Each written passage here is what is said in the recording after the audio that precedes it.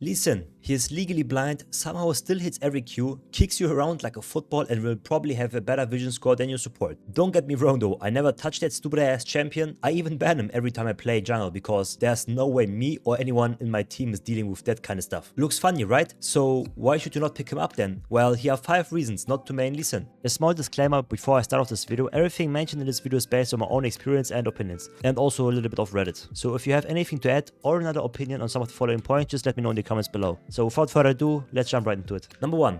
You will not be able to use your W because you probably don't even play swords when playing support. So don't get your hopes up that you will be able to ward jump when playing Lee. But now for real though, a lot of low elo players have problems using their wards or don't even consider buying control wards. So playing a champion that relies heavily on ward placement to escape or engage is probably not a good idea. I know you can also W onto your teammates, but who are we kidding? You should never trust your teammate to walk towards you when you are trying to escape a sticky situation. So you better start off learning how to ward and buy control wards, or you don't even have to think about maining Lee. Number 2. If you don't get a kill in the first 10 minutes, you can actually just go AFK. I personally would call him an early game hero and a late game zero because LeeSin scales really bad into the late game, which means you need to get going in the early game. And how do you do that? Right, with team play, most of the time. Your team has to prepare ganks or help you to invade the enemy jungle and let you get the kills. But in low elo, people don't like to get carried. They would rather lose the game than let anyone else besides themselves carry. Everyone wants to be the main character because people in low elo are selfish. So they will start greeting for the kills that you should get to snowball the game. And that will probably lead to a toxic game and a defeat. Number 3. If you're bad at hitting skill shots, don't even try.